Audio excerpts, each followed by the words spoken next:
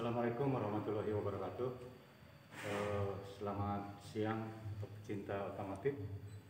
Hari ini saya akan menjelaskan tentang pemeliharaan sistem AC pada AC kendaraan. Dan pada kesempatan ini mungkin saya menjelaskan sistem AC ini tidak pada unit mobil, tetapi pada unit trainer. Jadi dengan harapan komponen-komponen yang akan saya jelaskan nanti bisa terlihat dengan jelas, baik bagian-bagian dari komponen itu maupun detail-detail dari komponen tersebut. Nah, komponen sistem AC yang akan saya jelaskan pada kesempatan kali ini adalah komponen sistem AC yang biasa digunakan pada mobil-mobil yang menggunakan karburator atau konvensional. Nah, komponen sistem AC pada kendaraan ini bisa kita lihat komponen utamanya ada beberapa ya. Jadi yang komponen utama yang pertama ini adalah kompresor ya. Ini kompresor, dan di dalam kompresor ini ada nipple S ya, suction itu adalah isap artinya, dan D ini discharge. Dan di dalam kompresor ini di bagian depan ini ada kopling magnet, ini kopling magnet. Kemudian komponen yang kedua ini adalah kondensor ya. Kondensor ini kalau melihat dari katanya ya, kondensor itu proses yang terjadi pada kondensor ini adalah terjadi kondensasi, yaitu kondensasi itu proses perubahan dari gas menjadi cair atau mengembun. Ini namanya kondensor. Kemudian yang selanjutnya ini ke dryer ya, dryer atau receiver dryer. Kemudian komponen selanjutnya setelah dryer ini masuk ke katup ekspansi ya. Nah, katup ekspansi ini menempel pada evaporator. Nah, selanjutnya komponen yang kelima ini adalah evaporator. Nah, evaporator di dalam evaporator ini ada di bagian belakang ini ada blower ya, yang digerakkan oleh sebuah motor listrik, dan sudu-sudunya ada dua ya. Kemudian di bagian depannya ini adalah lubang ventilasi tipe lubang bulat seperti ini ada 4 buah. Kemudian ada satu lagi komponen yaitu extra fan yang fungsinya untuk membantu terjadinya proses kondensasi pada kondensor supaya lebih cepat. Nah, sekarang kita akan bahas prinsip kerjanya. Jadi prinsip kerja sistem AC kita mulai dari kompresor ya. Jadi kompresor ini berfungsi untuk memampatkan atau menaikkan tekanan ya, yang tadinya tekanan rendah menjadi tekanan tinggi. Jadi freon atau refrigeran yang ada di dalam sistem AC ini nanti akan dimampatkan tekanan temperaturnya sehingga naik. Kemudian nanti akan diteruskan ke kondensor.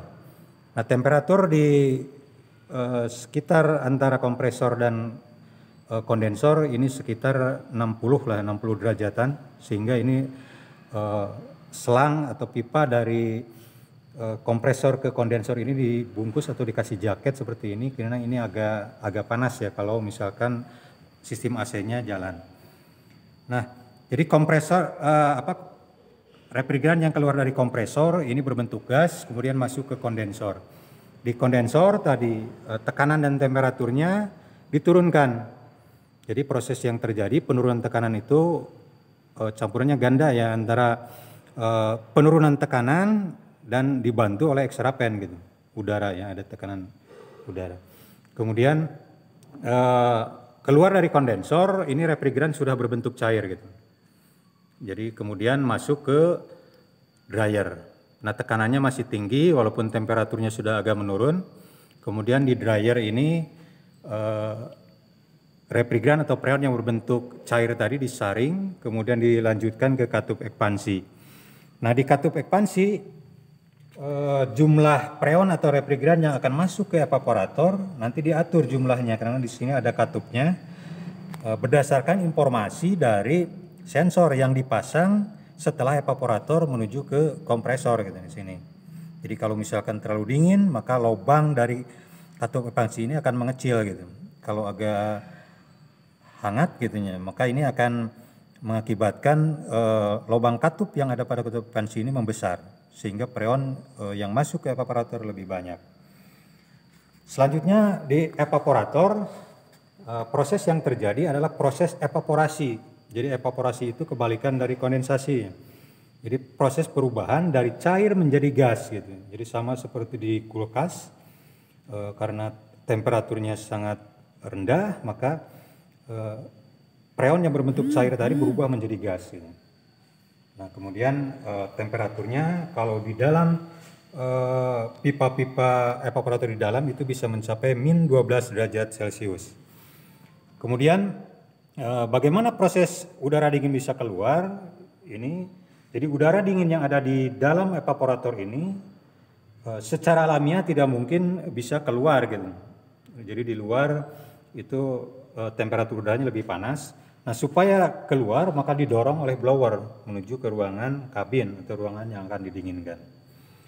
Dan kemudian keluar dari evaporator, freon atau refrigeran ini sudah berbentuk gas, kemudian masuk kembali ke kompresor.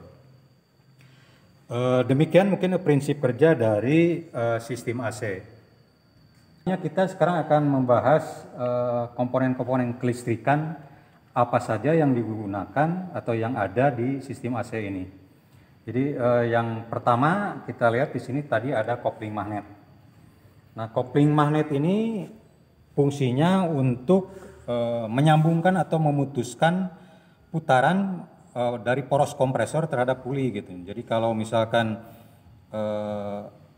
arus yang masuk ke kopling magnet itu nol atau tidak ada, maka walaupun puli ini berputar, kompresor porosnya tidak akan berputar gitu. Kecuali kalau di-on-kan atau ada arus, maka poros kompresor akan menyatu dengan puli dan akibatnya kompresor akan berputar gitu. Itu yang pertama, kopling magnet. Nah, yang kedua extra fan. Extra fan ini juga sama, ini kelistrikan sama dikontrol gitu. Yang selanjutnya adalah blower ya. Blower, kemudian selanjutnya ini ada relay, komponen utamanya ada relay. Kemudian ada termostat ya, ini termostat dan komponennya seperti ini.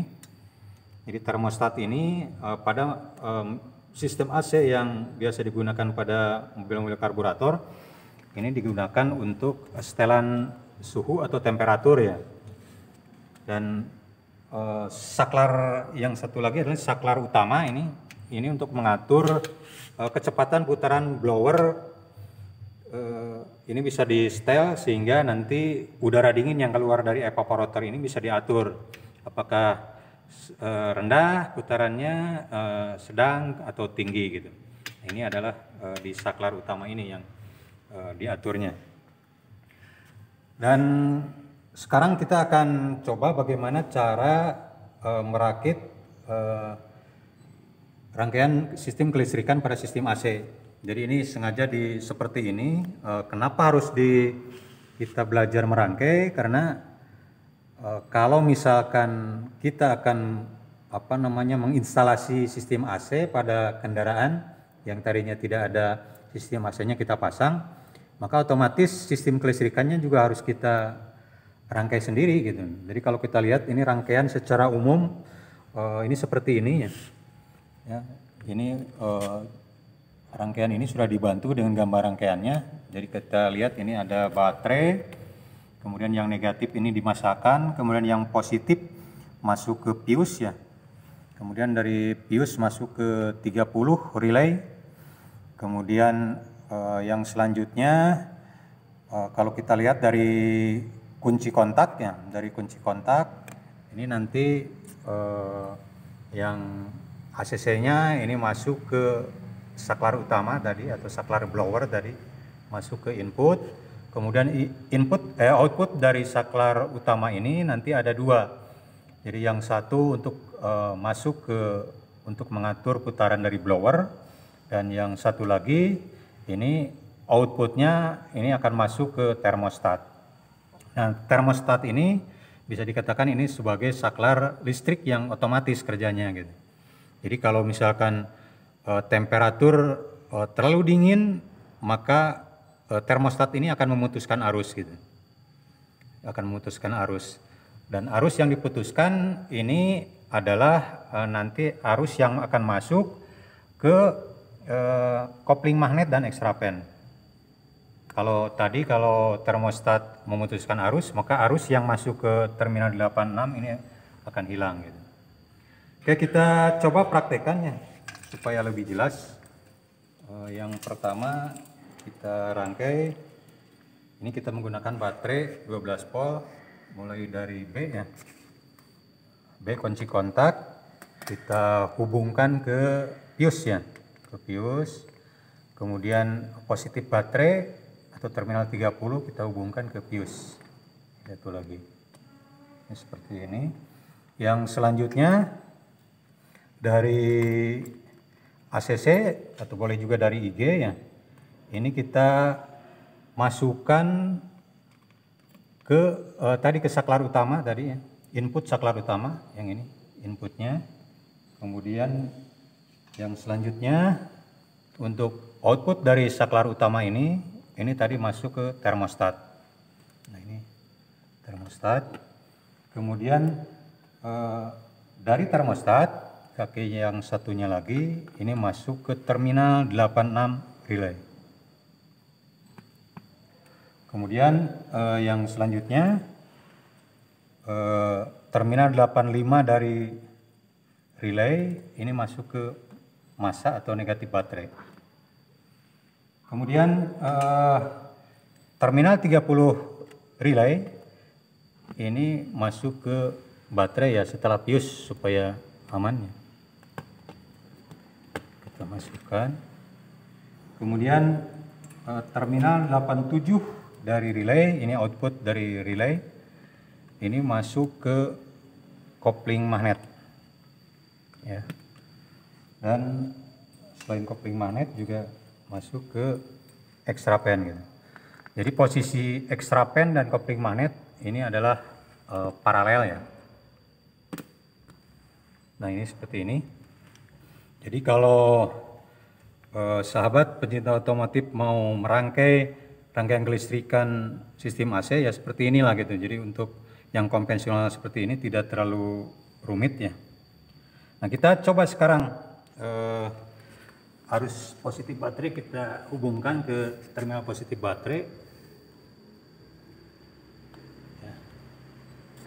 Kemudian kita nyalakan. Ini. Jadi kalau kita lihat ekstrapen nyala, berputar dan kopling magnet juga tadi bergerak.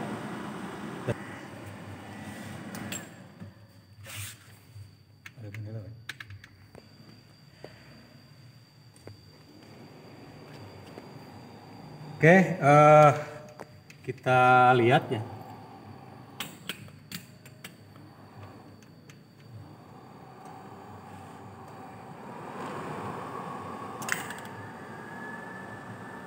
Nah, kita coba ya untuk saklar blower. Jadi ketika saklar ke angka 1 ini tekanan udara dingin yang dihasilkan oleh evaporator ini rendah ya.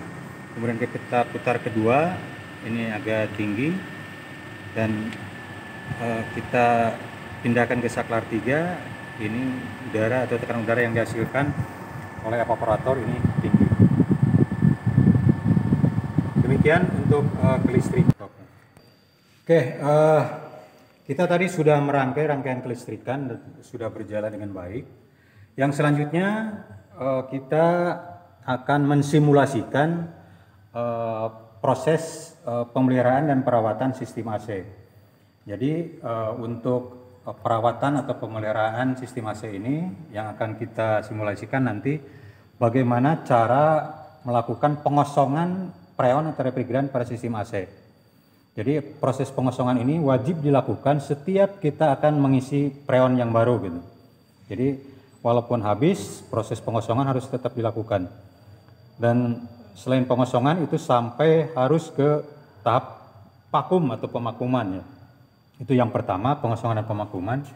Nah yang kedua, nanti setelah kita lakukan pengosongan dan pemakuman, kita akan mensimulasikan bagaimana cara mengisi freonnya.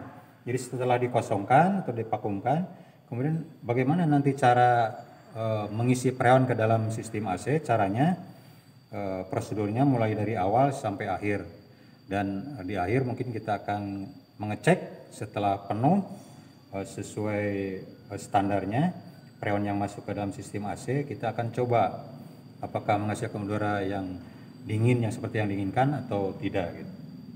Oke, peralatan yang kita gunakan untuk melakukan pemeliharaan itu ada beberapa. Yang pertama ini adalah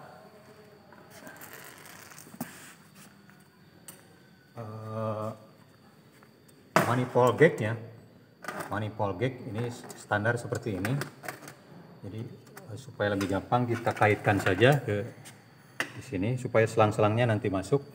Nah, manifold gauge ini kalau kita lihat ini ada dua buah manometer atau gauge ya. Jadi yang satu ini warna biru, yang satu warna merah. Dan sudah standar biasanya warna biru ini untuk tekanan rendah dan warna merah ini untuk tekanan tinggi. Nah, kalau kita lihat di manometer gauge-nya ini ada beberapa satuan yang digunakan. Nah, kita supaya gampang kita gunakan satuan kilogram per sentimeter persegi saja gitu. Nah, kemudian di sampingnya ini ada kran, yang merah untuk kran untuk manometer tekanan tinggi, dan yang biru ini untuk tekanan rendah. Kemudian di sini ada eyeglass ya, eyeglass di tengah. Jadi kita akan lihat nanti aliran dari freon yang akan masuk ke sistem AC ini kelihatan ngalir atau tidak kalau kita ngisi dalam bentuk cairan yang masuk ke sistem AC gitu. Kemudian di bawahnya ini ada 3 buah selang ya. Ada selang merah untuk tekanan tinggi, selang biru untuk tekanan rendah, dan selang kuning untuk input atau output ya. Tergantung kita mau ngosongkan atau ngisi gitu nanti. Oke, dan untuk kran ini cara membukanya ini berlawanan ya. Jadi berlawanan, kalau yang biru ini nutupnya ke depan, membukanya ke belakang. Kalau yang merah itu justru membuka ke depan dan menutup ke belakang gitu. Nah ini. Yang selanjutnya komponen yang digunakan yang kedua ini adalah pompa vakum ya. Ini pompa vakum ini seperti ini. Jadi pompa vakum ini ada nepal untuk keluaran dan untuk masuk ya. Yang selanjutnya selain pompa vakum juga freon ya. Unit freon ini dalam tabung ya. Dan freon yang direkomendasikan sekarang ini kita menggunakan 134A atau R134A ya. Jadi ini yang aman bagi lingkungan gitu.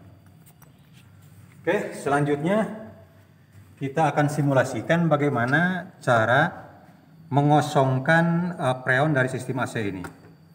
Jadi pertama-tama kita masukkan ujung selang dari selang biru ini ke S ya, S kompresor. Di sini ada tulisan S, itu adalah tekan rendah, yaitu bagian sisi isapnya atau suctionnya.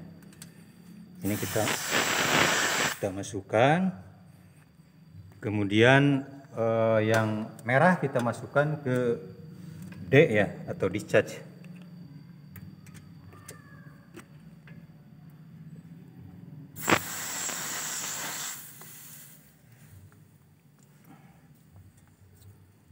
Nah ini seperti ini kita masukkan, dan yang kuning ini kita masukkan ke pompa vakum. Jadi fungsi pompa vakum ini untuk mengosongkan dan memvakum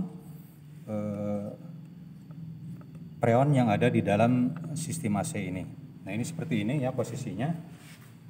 Dan setelah kita pasangkan seperti ini, nanti ketika mengosongkan dan memvakum, kita tinggal masukkan arus listrik ya ke pompa vakum. Kemudian nanti kita on-kan ya, yang ini. Kemudian on off di pompa vakum juga ada. Nah, ini seperti ini. Nanti pompa vakum kita hidupkan. Kemudian selanjutnya, karena ini kita hanya simulasi saja, nanti ketika mengosongkan supaya proses pengosongannya cepat, kita buka dua krannya gitu. Dan kebetulan ini ada preon yang ada di dalam, jadi kita tidak lakukan karena sayang ya preon yang ada di dalam masih penuh. Nah itu kita tinggal buka saja. Nah nanti kita lakukan ya untuk pengosongan pemakuman ini sampai jarum baik yang biru maupun yang merah itu berada di bawah 0, berarti udah vakum gitu. Nah itu ya, jadi kalau sudah jarum sampai di bawah 0 atau vakum, maka kita tinggal menutup manometer gauge ini, kemudian pompa vakum kita matikan, dan berarti proses pengosongan dan pemakuman sudah selesai. Oke, itu. Bagaimana? Mulai. Oke, langkah selanjutnya karena kita tadi sudah memvakum rangkaian daripada sistem AC ini atau instalasi dari sistem AC ini, untuk selanjutnya selang kuning tadi yang masuk ke pompa vakum kita buka saja ya, kita buka, kita lepas. Untuk selanjutnya kita akan mengisi ya.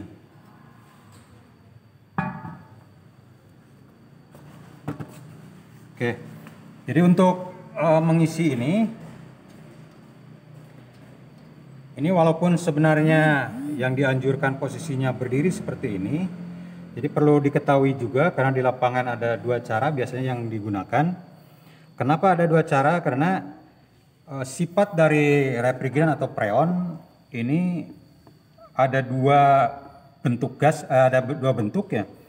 Jadi yang bagian atas ini berbentuk gas, isi di dalam preon ini, yang bagian bawah itu cair gitu.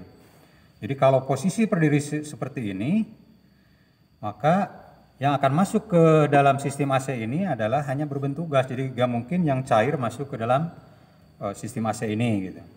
Nah bagaimana kalau yang cair? Itu ya metode yang kedua tadi, nanti dibalikan gitu, dijungkirkan. Walaupun itu nggak begitu umum, tapi kita kan akan mengefektifkan atau mengefisiensikan preon yang ada di dalam tabung ini gitu. Nah kita lakukan dulu untuk posisi berdiri seperti ini, berarti nanti preon yang masuk dari tabung ini berupa gas ya. Berarti kita masukkan ke sini. Ya. Nah karena ini posisinya seperti ini adalah tekanan rendah, ini posisi pengisian dengan tekanan rendah, maka nanti kita hanya membuka keran biru saja gitu. Jadi keran merah jangan dibuka gitu. Jadi keran biru saja, sehingga nanti aliran preon dari tabung preon ini akan masuk ke selang kuning, kemudian masuk ke selang biru, kemudian masuk ke dalam sistem AC atau lewat kompresor gitu. Nah, ini seperti ini. Nah untuk memasukkan preon ke dalam sistem AC ini lebih baik kita lakukan ketika kondisi sistem AC ini hidup, walaupun ada juga yang menggunakan metode sistem AC kendaraannya dimatikan gitu, tapi akan lebih cepat kalau mesinnya dalam kondisi hidup gitu. Jadi setelah posisi seperti ini, rangkaian sudah kita nyalakan ya.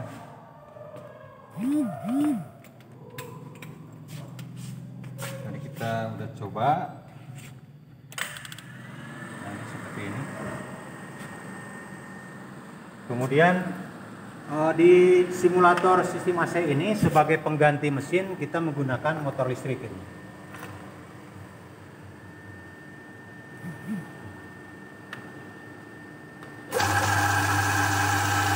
Ini posisi seperti ini ya. Nah setelah sistem AC hidup, kemudian yang selanjutnya kita buka keran dari tabung preon ini. Kita buka tabung preon, kemudian selanjutnya kita buka keran yang biru. Kita buka keran yang biru. Nah, lakukan itu sampai tekanan pada manometer gauge ini yang tekanan rendah ini menunjukkan nilai 1,5 sampai 2 kg. So, ini ya, 1,5, ini 1,5 sampai 2. Ini karena kondisinya hanya simulasi dan kebetulan isi dalam sistem AC ini freonnya masih penuh ya, masih 1,5. Nah, itu kalau sudah mencapai 1,5 berarti kita keran ditutup, keran biru ditutup, keran tabung freon ditutup, kemudian mesin kita matikan, sistem AC juga kita matikan. Nah, seperti itu. Jadi cukup simpel ya. Jadi metode ini kita dengan cara melihat tekanan yang masuk ke dalam sistem AC freonnya itu antara 1,5 kg sampai 2 kg per cm persegi. Nah itu, jadi kalau sudah penuh berarti sudah selesai, menunjukkan nilai tadi maksimal 2. Nah bagaimana kalau misalkan kita mau melakukan pengisian dengan memasukkan freon atau refrigeran yang berbentuk cair? Ini tinggal kita jungkirkan saja atau kita balikan gitu. Nah, posisinya berarti seperti ini.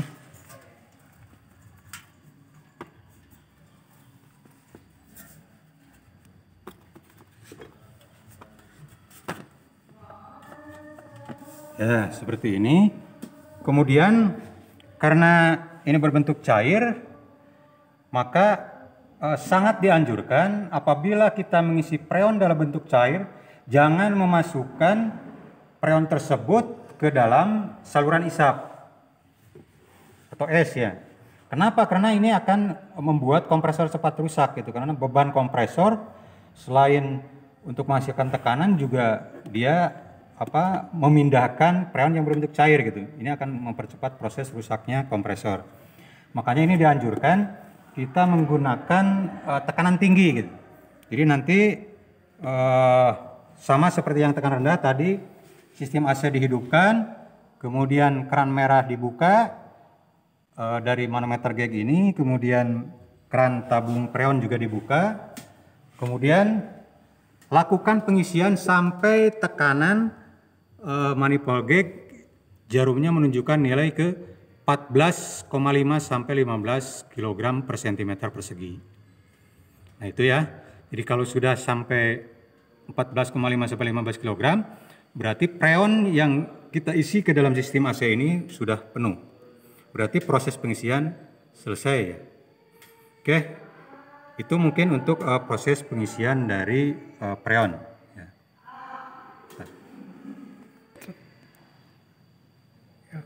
Baiklah, kagok bisa. Oke, yang selanjutnya kita tadi sudah lakukan pengisian pada sistem AC ya, freon.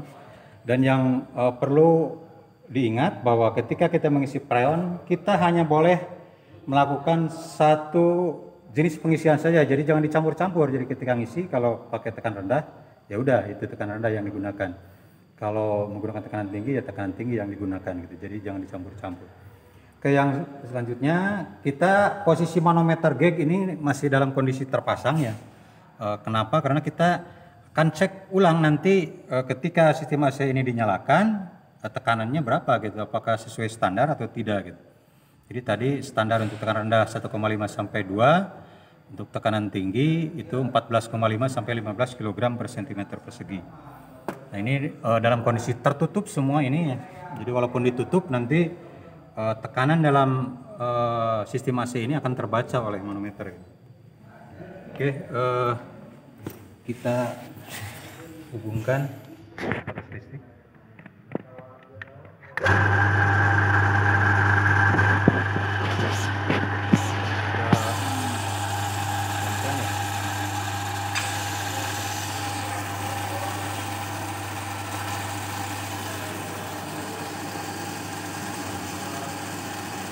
Kita biarkan dulu sampai kondisi normalnya jarumnya. Jadi kalau kita lihat ini kondisi jarum tekanan rendah itu pas 1,5 kg per cm persegi. Tetapi ada sedikit masalah, tekanan tinggi ini sekitar 10. Yang seharusnya ini kalau normal tekanan dalam sistem AC ini harusnya sekitar 14,5 sampai 15 kg. Itu kalau kita lihat ini sudah agak berkurang juga ya, di bawah 1,5. Berarti tadi ketika kita memasang selang ada yang sedikit sebagian yang terbuang. Nah, ini seperti ini. Nah, kita coba udara dingin yang dihasilkan pada putaran rendah. Ini udah cukup dingin ya. Ini mungkin hanya sekitar supir atau penumpang di sebelahnya, passengernya yang terasa ya. Kemudian kalau dua, nah ini cukup sedang ya anginnya.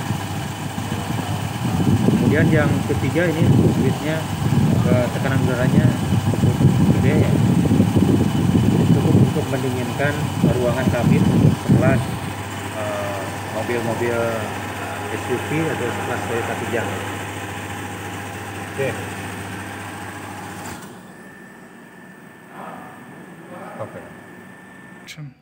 Oke, sahabat pecinta otomotif, demikian tadi telah saya sampaikan atau saya jelaskan tentang nama-nama komponen sistem AC serta fungsinya serta prinsip kerjanya, serta menjelaskan bagaimana cara merangkai rangkaian kelistrikan sistem AC, kemudian cara mengosongkan dan memvakum sistem AC, kemudian cara mengisi, baik mengisi dengan tekanan rendah atau berbentuk gas, dan mengisi dengan tekanan tinggi atau berbentuk cair tadi. Dan dari hasil pengecekan tadi itu tadi kita bisa lihat ya ada sedikit masalah tadi ya. Jadi di tekanan tinggi ini ternyata tekanannya di bawah standar, yaitu sekitar 11 lah gitu, 11 kg per cm persegi. Dan hal ini akan saya jelaskan nanti di pertemuan berikutnya kenapa bisa terjadi seperti ini gitu. Jadi pada kenyataannya ada kadang-kadang di tekanan tingginya standar, tapi di tekanan rendahnya misalkan terlalu rendah atau terlalu tinggi. Bahkan ada juga masalah tekanan tinggi terlalu rendah, tekanan rendah juga terlalu rendah, atau sebaliknya. Nah itu ada problem atau ada masalah pada sistem AC-nya. Nah insya Allah akan saya jelaskan pada pertemuan selanjutnya. Oke, demikian yang bisa saya sampaikan, mudah-mudahan bisa bermanfaat. Terima kasih. Wassalamualaikum warahmatullahi wabarakatuh.